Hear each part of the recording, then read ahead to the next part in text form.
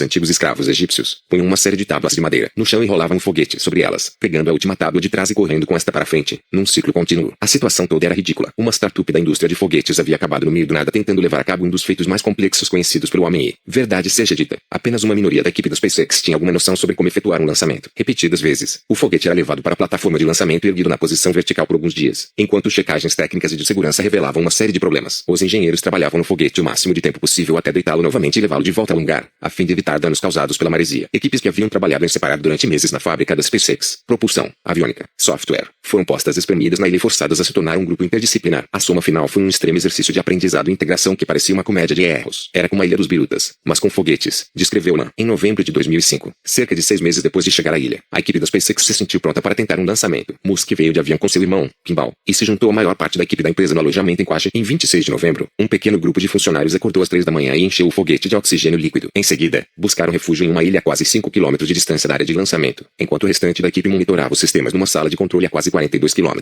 Em Quad, os militares deram à SpaceX uma janela de 6 horas para mandar o foguete para o espaço. Todos esperavam ver o primeiro estágio decolar e alcançar cerca de 11.000 km por hora antes de dar lugar ao segundo estágio, que seria acionado no ar e alcançaria 23.000 km por hora. Entretanto, enquanto faziam as verificações pré-lançamento, os engenheiros detectaram um grande problema. Uma válvula no tanque de oxigênio não fechava e o oxigênio líquido, em ebulição, começou a vazar à razão de quase 2.000 litros por hora. A SpaceX lutou para reparar o defeito, porém perdeu combustível demais para efetuar o lançamento antes que a janela se fechasse. Com a missão abortada, a SpaceX encomendou um grande reforço de oxigênio líquido vindo do Havaí e se preparou para outra tentativa em meados de dezembro. Ventos fortes, válvulas defeituosas e outros erros frustraram o lançamento. Antes que outra tentativa pudesse ser feita, a equipe descobriu, numa noite de sábado, que os sistemas de distribuição de potência tinham apresentado problemas e precisariam de novos capacitores. Na manhã de domingo, o foguete foi baixado e teve seus 2 estágios separados para que um técnico pudesse entrar e remover as placas elétricas. Alguém encontrou um fornecedor de equipamentos eletrônicos aberto em Minnesota, e um funcionário foi de avião apanhar alguns capacitores novos. Segunda-feira, ele estava na Califórnia testando as peças na sede da SpaceX para se certificar de que passariam em várias checagens de calor e vibração, seguindo novamente num avião de volta às ilhas, em menos de 80 horas. Os equipamentos eletrônicos estavam na ilha funcionando perfeitamente, já instalados no foguete. A corrida de ida e volta ao continente mostrou que aqueles 30 funcionários de fato tinham determinação diante de adversidades e inspiraram todo mundo na ilha. Uma equipe de lançamento aeroespacial tradicional de 300 integrantes jamais teria tentado consertar um foguete como aquele às pressas. Contudo, a energia, a inteligência e a desenvoltura da turma das SpaceX ainda não podiam superar sua inexperiência ou as condições adversas. Mais problemas surgiram e impediram qualquer intenção de lançamento. Finalmente, em 24 de março de 2006, tudo estava pronto. O Falcon 1 foi posto em sua plataforma de lançamento e acionado. Subiu ao céu, tornando a ilha abaixo um ponto verde em meio à imensidão azul. Na sala de controle, Musk, trajando shorts, chinelos e camiseta, andava a passos largos enquanto assistia a ação. Então, 25 segundos depois, ficou claro que havia algo errado. Um incêndio teve início em cima do motor Merlin e de repente o foguete, que antes voava numa linha reta corretamente, passou a girar e despencou sem descontrole de volta à Terra. O Falcon 1 caiu sobre o local de seu lançamento. A maior parte dos destroços foi parar num recife a 60 metros da plataforma e a carga do satélite arrebentou o telhado da oficina de máquinas da SpaceX, aterrissando mais ou menos intacta. Alguns engenheiros puseram seus equipamentos de mergulho e recuperaram os pedaços, pondo o que restara do foguete dentro de 2 caixotes do tamanho de geladeiras. Talvez valha a pena salientar que as empresas de lançamento bem-sucedidas também sofreram dificuldades ao longo do caminho, escreveu Musk. Numa análise retrospectiva, um amigo meu escreveu para me lembrar que apenas 5 dos primeiros 9 lançamentos do Pegasus tiveram êxito, 3 dos 5 do Ariane, 9 dos 20 do Atlas, 9 dos 21 da Soyuz, e 9 dos 18 do Proton. Depois de vivenciar pessoalmente como é difícil chegar à órbita, tenho muito respeito por aqueles que perseveraram para produzir os veículos que são os esteios dos lançamentos espaciais hoje. Musk concluiu a carta escrevendo que a SpaceX está nisso para ficar. E, haja o que eu ver, vamos fazer isso funcionar. Musk e outros executivos da empresa culparam um técnico não identificado pelo acidente. O homem, trabalhando no foguete um dia antes do lançamento, não apertara direito uma peça de encaixe num tubo de combustível, o que fez a peça rachar. A peça em questão era algo básico, um encaixe bem útil, porco e parafuso, de alumínio, usado com frequência para conectar 2 tubos. O técnico era Lan. Logo depois do acidente com o foguete, ele foi até Los Angeles, para confrontar Musk cara a cara. Ele passara anos trabalhando dia e noite no Falcon 1 e estava furioso por Musk ter gritado com ele e sua equipe em público. Lan sabia que havia apertado o encaixe corretamente e que observadores da NASA checavam o trabalho de perto, olhando sobre seu ombro, quando Lan irrompeu na sede da SpaceX transbordando de fúria. Mary Beth Brown tentou acalmá-lo e impedi-lo de ver Musk. Ele foi em frente mesmo assim, e os dois tiveram uma discussão aos gritos na sala de Musk. Depois que todos os destroços foram analisados, revelou-se que o encaixe quase com certeza havia rachado devido a uma corrosão decorrente de meses no ar salgado de Quad. O foguete estava literalmente com uma crosta de sal de um lado, e era preciso sempre raspar aquilo, contou Mueller. Mas havíamos feito um disparo estático 3 dias antes e estava tudo bem. A SpaceX tentara poupar 22 kg de peso usando componentes de alumínio em vez de aço inoxidável. Thompson, o ex-fuzileiro naval, havia visto as peças de alumínio funcionando bem em helicópteros estacionados em porta-aviões. E Mueller sabia de aviões parados por 40 anos em Cabo Canaveral com os pênaltis em boas condições. Anos depois, vários executivos da SpaceX ainda sofrem com a maneira como Lan e sua equipe foram tratados. Eles eram nossos melhores caras e levaram a culpa para que fosse dada uma resposta ao mundo, disse Mueller. Isso foi realmente ruim. Descobrimos mais tarde que o que aconteceu foi por acaso. Vi depois do acidente. Bebeu-se muito num bar da ilha principal. Musk queria fazer outro lançamento dentro de 6 meses, mas montar uma nova máquina exigiria, de novo, uma imensa quantidade de trabalho. A SpaceX tinha algumas peças peças para o veículo prontas em El segundo, porém com certeza não um foguete inteiro apto a ser disparado. Enquanto bebiam, os engenheiros prometeram adotar uma postura mais disciplinada com a próxima nave e trabalhar melhor como conjunto. Gordon esperava que os engenheiros da SpaceX também melhorassem. Ele vinha observando-os para o departamento de defesa e adorava a energia dos jovens profissionais, mas não sua metodologia. Aquilo estava sendo feito como um bando de garotos do Vale do Silício fariam software, explicou ele. Ficavam acordados a noite inteira e tentavam isso e aquilo. Eu havia visto centenas de operações desse tipo e percebi que aquilo não ia funcionar. Perto do primeiro lançamento, ele tentou alertar Musk, enviando uma carta a ele e ao diretor da DARPA, o braço de pesquisa do Departamento de Defesa, que deixava clara sua opinião. Elon não reagiu bem. Disse: "O que você sabe? Você é apenas um astrônomo", recordou-se Orden. Contudo, depois que o foguete explodiu, Musk recomendou que Orden fizesse uma investigação para o governo. "Dou um crédito enorme a Elon por isso", observou o consultor. Quase exatamente um ano depois, a SpaceX estava pronta para tentar outro lançamento. Em 15 de março de 2007, foi realizado um teste de disparo bem sucedido. Depois, em 21 de março, o Falcon enfim se comportou bem. De sua plataforma de lançamento cercada de palmeiras, lançou-se para o alto em direção ao espaço. Voou por alguns minutos, com os engenheiros agora relatando que os sistemas estavam nominais, ou em boas condições. Aos 3 minutos de voo, o primeiro estágio do foguete se separou e caiu de volta à Terra, e o motor Kestrel entrou em ação, conforme planejado, para pôr o segundo estágio em órbita. Aplausos eufóricos explodiram na sala de controle. Em seguida, na marca dos 4 minutos, a carenagem no alto do foguete se separou como previsto. Ele estava fazendo exatamente o que deveria fazer, disse Wheeler. Eu estava sentado ao lado de Elon. Olhei para ele e disse: "Conseguimos." Estávamos nos abraçando e acreditando que ele conseguiria entrar em órbita. Então, o foguete começou a vibrar. Por mais de 5 gloriosos minutos, os engenheiros da SpaceX tiveram a sensação de que haviam feito tudo certo. Uma câmera a bordo do Falcon 1 apontou para baixo e mostrou a Terra ficando cada vez menor enquanto o foguete seguia metodicamente seu caminho para o espaço. Mas então aquela sacudida que Mueller notara ficou descontrolada e a máquina desfaleceu. Começou a se despedaçar e explodiu. Dessa vez, os engenheiros logo descobriram o que dera errado, enquanto o propelente era consumido. O que restava dele começou a se mexer dentro do tanque e bater nas laterais, mais ou menos como vinho girando dentro de uma garrafa. Isso causou a vibração e, em determinado momento,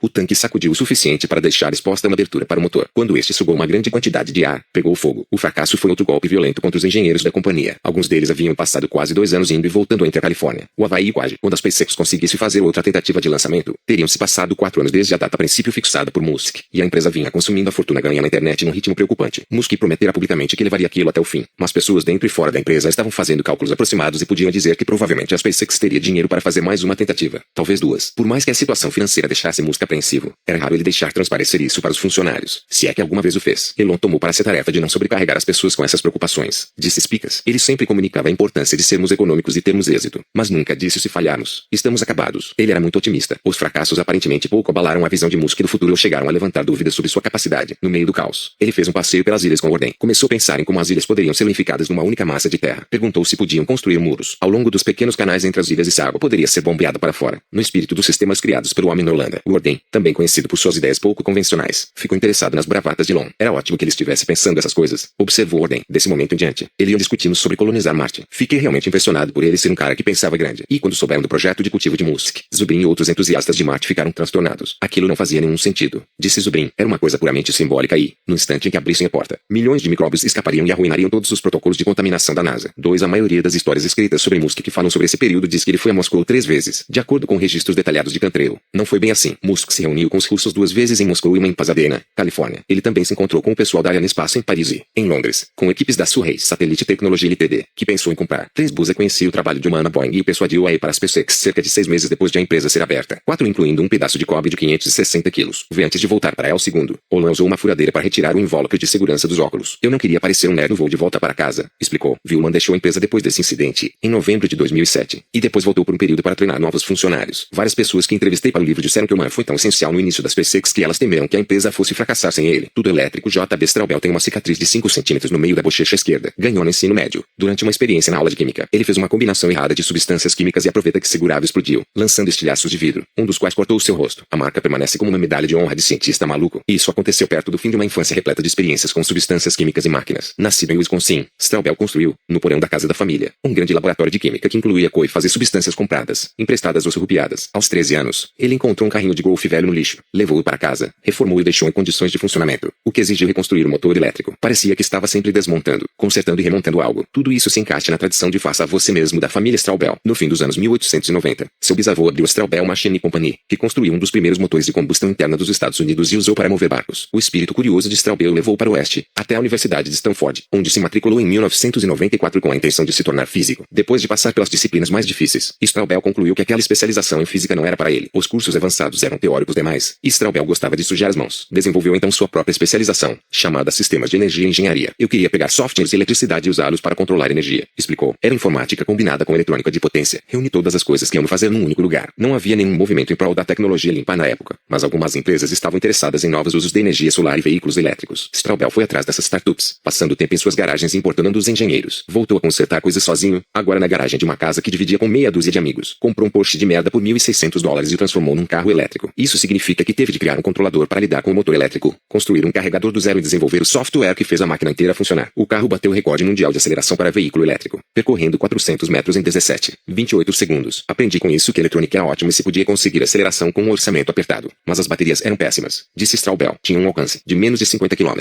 Então aprendi, por experiência própria, que veículos elétricos têm algumas limitações. Ele deu ao carro uma propulsão híbrida, construindo um dispositivo movido a gasolina que podia ser rebocado atrás do Porsche e usado para recarregar as baterias. Era bom o suficiente para ele dirigir os quase 650 km até Los Angeles e voltar. Em 2002, Straubel morava em Los Angeles. Tinha terminado um mestrado em Stanford e sondado algumas empresas à procura de algo que o desafiasse. Decidiu-se pela Rose Motors, que havia desenvolvido um dos primeiros veículos híbridos do mundo. Um carro que funcionava sem volante do motor e turbina a gás e usava motores elétricos para mover as rodas. Depois que a empresa fechou, Straubel acompanhou Harold Rosen, engenheiro famoso por ter inventado o satélite geoestacionário, para criar um avião elétrico. Sou piloto e adoro voar. Então foi perfeito para mim, contou Straubel. A ideia era que o avião ficasse no ar 2 semanas seguidas e pairasse sobre um local específico. Isso foi bem antes dos drones e tudo mais. Para conseguir se manter, Straubel também trabalhava à noite e nos fins de semana, prestando consultoria em eletrônica para uma startup. Foi em meio ao trabalho intenso em todos esses projetos que antigos colegas de Straubel da equipe do carro solar de Stanford visitaram. Um grupo de engenheiros rebeldes da universidade vinha trabalhando em carros solares havia anos, construindo-os num barracão de zinco da época da Segunda Guerra Mundial cheio de substâncias químicas tóxicas e viúvas negras, diferentemente do que aconteceria hoje, quando a universidade adoraria a chance de apoiar um projeto como aquele. Stanford tentava acabar com esse grupo de esquisitos e nerds. Os estudantes se provaram muito capazes de fazer o trabalho sozinhos e disputavam corridas cross-country de carros movidos a energia solar. Straubel ajudava a construir os veículos nos tempos de faculdade mesmo depois, fazendo amizade com a turma de engenheiros que chegava. A equipe acabara de percorrer 3.701 quilômetros de Chicago a Los Angeles, e Straubel ofereceu aos garotos exaustos e sem dinheiro um lugar para ficar. Uns 6 estudantes apareceram na casa dele, tomaram o primeiro banho em muitos dias e depois se acomodaram pelo chão. Straubel e a equipe solar conversaram até a tarde da noite e se mantiveram fixados em um assunto. Eles perceberam que as baterias de íons de lítio, como aquelas de seus carros movidos por energia solar, haviam se aprimorado muito mais do que a maioria das pessoas percebia. Muitos aparelhos eletrônicos, como os laptops, funcionavam com as chamadas baterias de íons de lítio 18.650, que pareciam pilhas A e podiam ser amarradas juntas. Nós nos perguntamos o que aconteceria se colocassem 10.000 pilhas juntas, lembrou Straubel. Fizemos o cálculo e descobrimos que se poderia percorrer quase 1.600 quilômetros. Isso era merda de nerd, e todo mundo acabou caindo no sono, mas a ideia ficou na minha cabeça. Logo, Straubel estava indo atrás da equipe do carro solar para tentar convencê-la a construir um carro elétrico movido a baterias de íons de lítio. Ele tomaria um voo para Palo Alto, passaria a noite dormindo no avião. Depois iria de bicicleta até o campus de Stanford para vender seu peixe enquanto ajudava a equipe com seus projetos em andamento. O que Straubel propunha era um veículo super aerodinâmico com 80% de sua massa feita de baterias. Parecia um pouco um torpedo sobre rodas. Ninguém sabia os detalhes exatos da visão de longo prazo de Straubel para a coisa, nem mesmo ele próprio. O plano parecia ser menos criar uma empresa de carros do que construir um protótipo de veículo só para levar as pessoas a refletir sobre a potência das baterias de íons de lítio. Com um pouco de sorte, eles encontrariam uma corrida para disputar. Os estudantes de Stanford concordaram em se unir a Straubel. Se ele conseguisse algum dinheiro, ele passou a ir a feiras onde entregava folhetos sobre a ideia e a enviar e-mails para praticamente qualquer um. Eu não tinha vergonha, contou. O único problema era que ninguém tinha interesse pelo que ele estava vendendo. Os investidores reagiram com uma rejeição após outra durante meses a fio. Até que, no outono de 2003, ele conheceu Elon Musk. Harold Rosen tinha marcado um almoço com Musk num restaurante de frutos do mar perto da sede da SpaceX, em Los Angeles, e levou Straubel para ajudar a vender a ideia do avião elétrico. Como Musk não a comprou, Straubel anunciou seu projeto paralelo de carro elétrico. A ideia louca tocou num ponto sensível de Musk, que vinha pensando em veículos elétricos havia anos, embora estivesse mais propenso a usar ultracapacitores no carro. Musk se mostrou empolgado e surpreso ao saber quanto a tecnologia da bateria de íons de lítio havia progredido. Segundo Straubel contou, todo mundo havia me dito que eu era maluco, mas Elon adorou a ideia. Ele disse, claro, eu lhe darei algum dinheiro.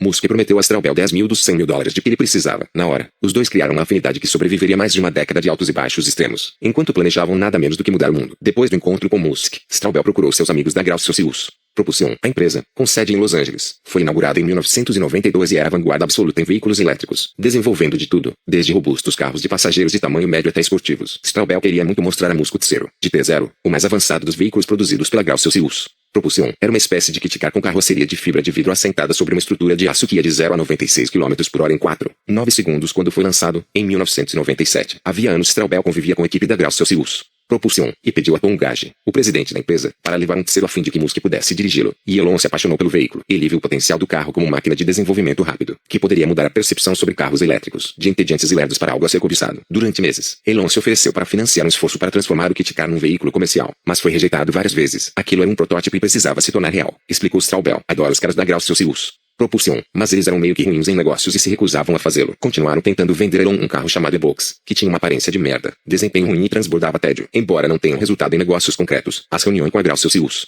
Propulsion consolidaram o interesse de Musk em apoiar algo bem além do projeto de ciências de Straubel. No e-mail para Gage em fins de fevereiro de 2004, Elon escreveu: "O que vou fazer é descobrir a melhor opção de carro básico de alto desempenho conjunto motriz elétrico e seguir nessa direção, sem que Straubel soubesse." Mais ou menos na mesma época, uma dupla de parceiros de negócios no norte da Califórnia também se apaixonaram pela ideia de desenvolver um carro movido a bateria de íons de lítio. Martin Eberhard e Mark Tarpenning haviam fundado a Novomedia em 1997 para criar um dos primeiros leitores de livros eletrônicos, chamado Rocketbook. O trabalho na Novomedia lhes dera insights sobre equipamentos eletrônicos inovadores e sobre as imensamente aprimoradas baterias de íons de lítio usadas em laptops e outros gadgets. Embora o Rocketbook estivesse à frente demais de seu tempo e não tenha sido um grande sucesso comercial, foi inovador bastante para atrair a atenção do Genstar International Group, dono do TVG de algumas tecnologias de guia de programação eletrônico. A Genstar pagou $187 milhões para adquirir a Novomedia em março de 2000. Com o dinheiro em mãos, os cofundadores permaneceram em contato após o acordo. Ambos moravam em Woodside, uma das cidades mais ricas do Vale do Silício, e conversavam de vez em quando sobre que desafio deveriam assumir em seguida. "Pensamos em algumas coisas bobas", disse Tarpenning. Havia um plano de sistemas de irrigação sofisticados para fazendas e casas baseado em redes de transmissão inteligentes sensíveis à água, mas nada progrediu, e queríamos algo mais relevante. Eberhard era um engenheiro extremamente talentoso, com uma consciência social idealista. Os diversos conflitos dos Estados Unidos no Oriente Médio o incomodavam e, como muitas outras pessoas interessadas em ciência em 2000, ele passara a encarar o aquecimento global como uma realidade. Eberhard se pôs a buscar alternativas para os carros bebedores de gasolina. Ele investigou o potencial de células e combustível de hidrogênio, porém as achou deficientes. Também não viu muito sentido no leasing de algo como o carro elétrico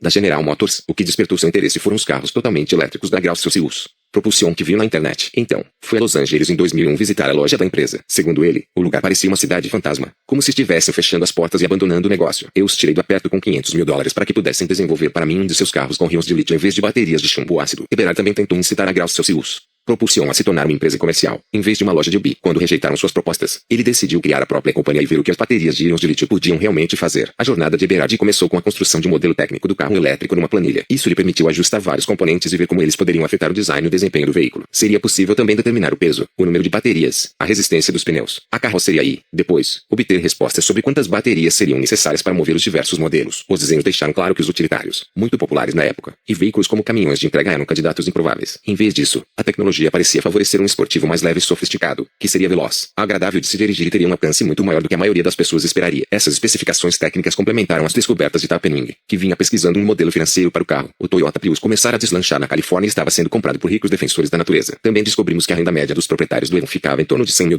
por ano, explicou Tarpenning. Pessoas que costumavam procurar modelos Lexus, BMW e Cadillac viam os carros elétricos e híbridos como um tipo diferente de símbolo de status. Os executivos calcularam que poderiam criar algo para o mercado de automóveis de luxo americano, o qual movimentava $3 bilhões por ano, permitindo, ao mesmo tempo, que os ricos se divertissem e se sentissem bem consigo mesmos. "As pessoas pagam pelo que é bacana e sexy, e por um incrível tempo de 0 a 60, argumentou Tarpenning. Em 1º de julho de 2003, Eberhard e Tarpenning deram o pontapé inicial em sua nova empresa. Alguns meses antes, quando estava na Disneylândia num passeio com a mulher, Eberhard tivera a ideia do nome Tesla Motors, para homenagear o inventor e pioneiro do motor elétrico, Nikola Tesla, e porque ele soava bem. Os cofundadores alugaram um escritório que tinha 3 mesas e 2 salas pequenas, num prédio decrépito dos anos 1960, localizado no número 845 da Oak Grove Avenue, em Menlo Park. A terceira mesa foi ocupada alguns meses depois por Ian Reed, engenheiro criado numa fazenda da Nova Zelândia e vizinho dos cofundadores da Tesla em Woodside. Reed vinha trabalhando com eles para promover uma startup na área de redes. Como nenhum investidor de risco se interessou, Reed se juntou à Tesla. Quando os 3 homens começaram a contar seus planos a pessoas próximas, foram alvo de escárnio geral. "Encontramos uma amiga num bar de Woodside para contar a ela o que enfim havíamos decidido fazer. Um carro elétrico", contou Tarpenning. "Ela só falou, vocês só podem estar brincando comigo."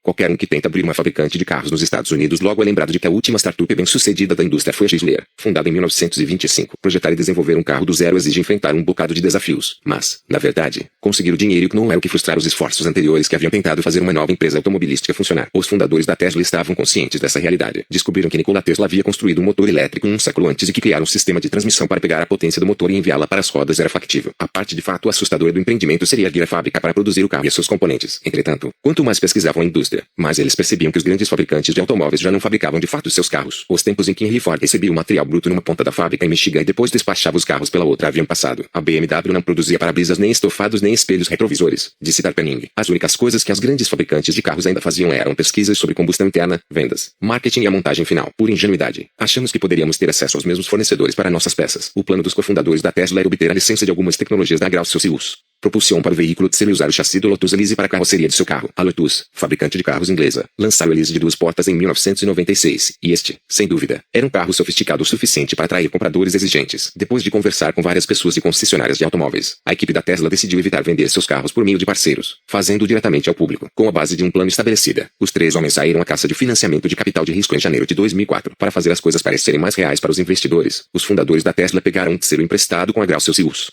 Propulsion e foram com ele até o corredor de capital de risco da Sandy Road. O carro acelerava mais rápido do que uma Ferrari, o que representava um estímulo visceral para os investidores. Entretanto, o lado negativo era o fato de os investidores de risco não serem um grupo lá muito imaginativo, e eles penaram para enxergar além do acabamento de plástico vagabundo daquele kit car glorificado. Os únicos investidores que morderam a isca foram a Compass Technology Partners e a SDR Ventures, que não pareciam de todo empolgadas. O principal sócio da Compass fora parceiro da Novo Media sentia certa lealdade por Eberhard Terpening. Ele disse: "Isso é estúpido, mas investi em todas as startups automotivas nos últimos 40 anos. Então por que não?" Recordou Terpening.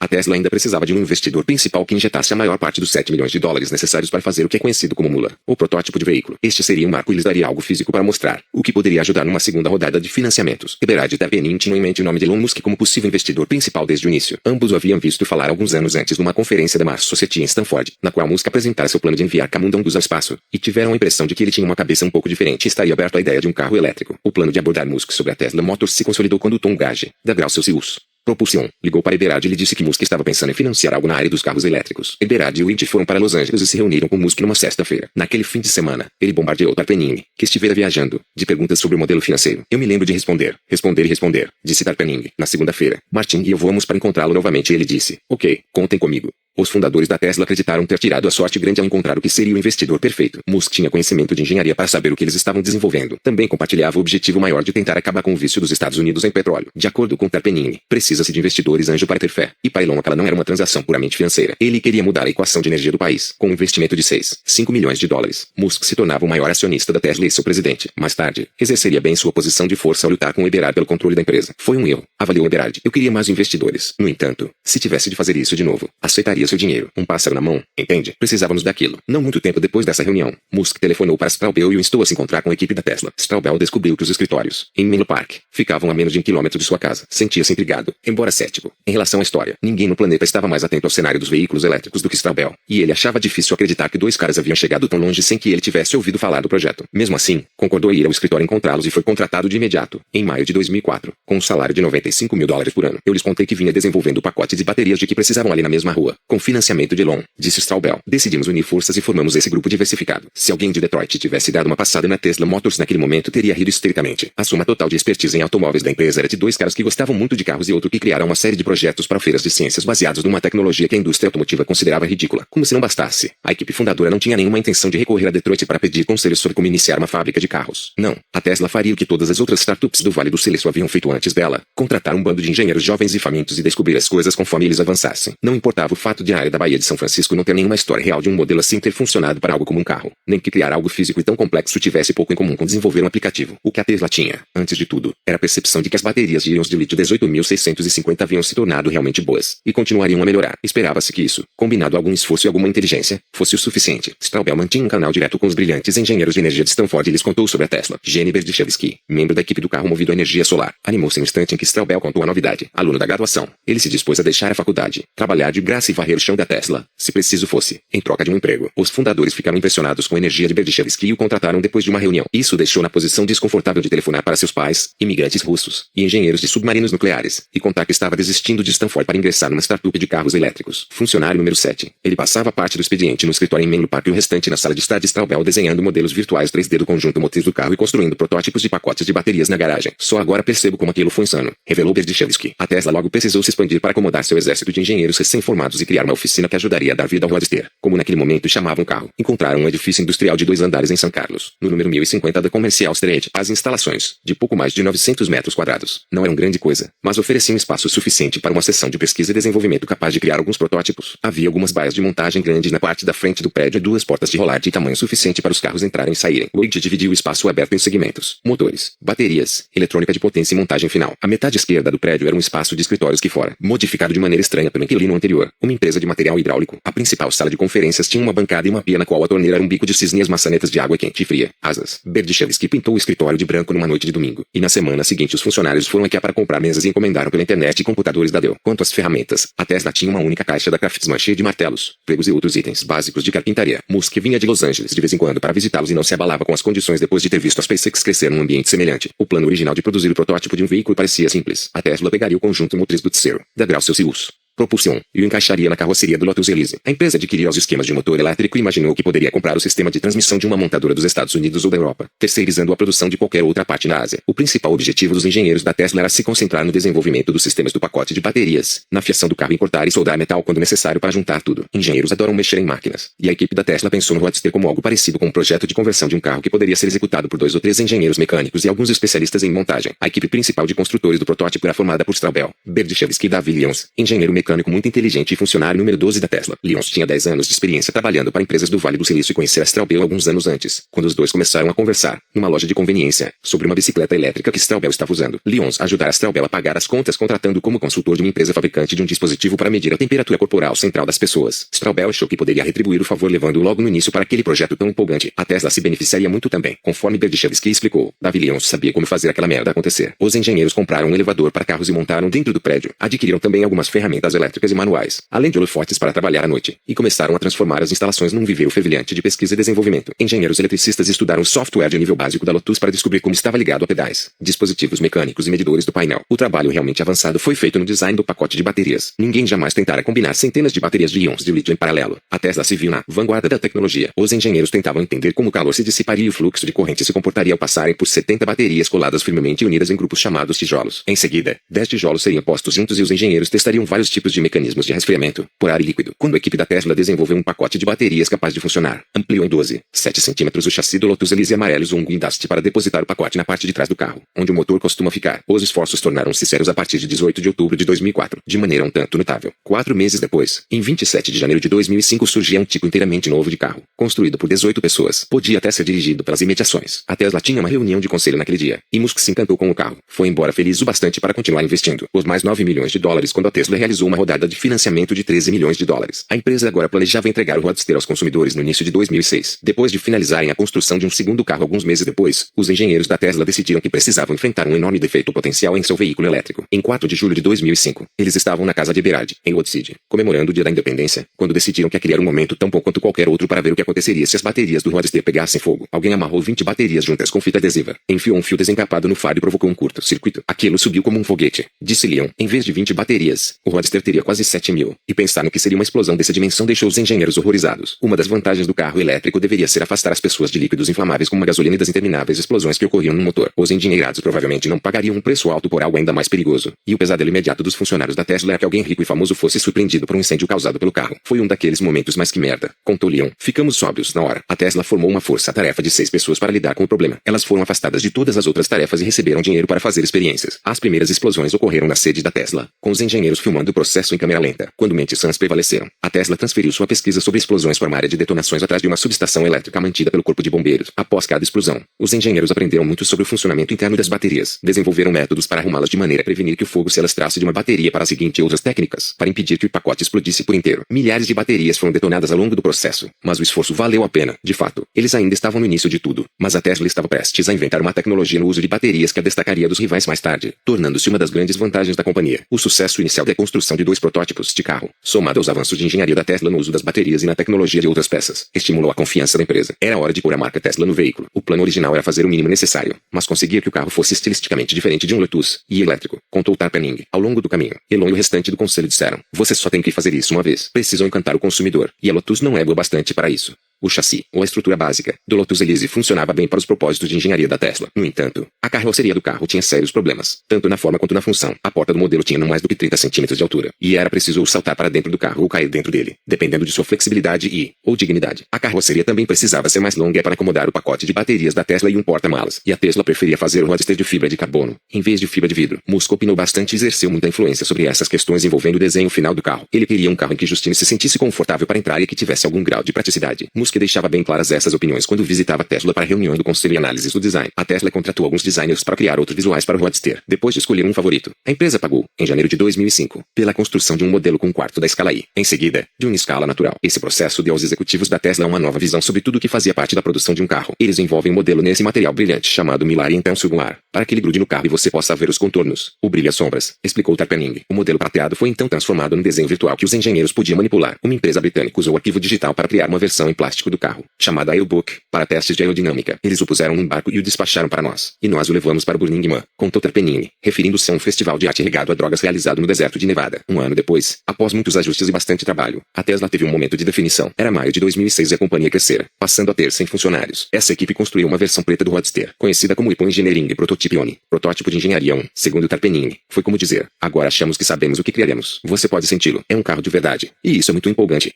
A chegada do Epon ofereceu uma grande desculpa para mostrar aos investidores o que o dinheiro deles comprar e pedir mais recursos a um público mais amplo. Os investidores de risco ficaram impressionados o suficiente para ignorar o fato de que os engenheiros às vezes tinham que ventilar manualmente o carro para resfriá-lo entre um test drive e outro, e começarem a entender o potencial a longo prazo da Tesla. Musk mais uma vez injetou dinheiro na companhia, 12 milhões de dólares, e vários outros investidores, incluindo a empresa de capital de risco da Fisher Jurvetson, a Vantage Point Capital Partners, a JP Morgan, a Compass Technology Partners, Nick Pritzker, Larry Page e Sergey Brin, participaram da rodada de 40 milhões de dólares. Em julho de 2006, a Tesla decidiu revelar ao mundo o que vinha fazendo. Os engenheiros da empresa haviam desenvolvido um protótipo vermelho, o EP2, para complementar o preto, e ambos foram exibidos num evento em Santa Mônica. A imprensa compareceu em peso ao anúncio e ficou bem animada com o que viu. Os Roadsters eram belos conversíveis de 2 lugares que podiam ir de 0 a quase 100 km por hora em 4 segundos. Até hoje, disse Musk no evento, todos os carros elétricos eram péssimos. 6 celebridades como o então governador da Califórnia Noel Schwarzenegger e o ex-CEO da Disney Michael Eisner compareceram ao evento, e muitas delas passearam nos Roadsters para testá-los. Os veículos eram tão frágeis que somente Straubel e algumas outras mãos confiáveis sabiam como fazê-los funcionar. Além disso, tinham que ser revezados a cada 5 minutos para evitar superaquecimento. A Tesla revelou que cada unidade custaria cerca de 90 mil dólares, com um alcance de 402 km por recarga. 30 pessoas, disse a empresa, haviam se comprometido a comprar um Roadster, incluindo Brin e Page, cofundadores do Google, e outros bilionários da tecnologia. Musk prometeu que um carro mais barato, um modelo com 4 lugares e 4 portas, que custaria menos de 50 mil dólares, chegaria ao mercado mais ou menos em 3 anos. Nessa época, a Tesla fez seu debut no New York Times por meio de um mini perfil da empresa. Eberhard prometia, com otimismo, começar a despachar os Roadsters para as ruas em meados de 2007, em vez de início de 2006, conforme planejado antes, e apresentava a estratégia da empresa de começar com um produto de preço elevado e quantidade pequena e, com o tempo, passar a fabricar modelos mais acessíveis, conforme a tecnologia utilizada e a capacidade de fabricação evoluíssem. Musk e Eberhard acreditavam muito nessa estratégia, depois de a verem funcionar com vários aparelhos eletrônicos, celulares, geladeiras, TVs em cores.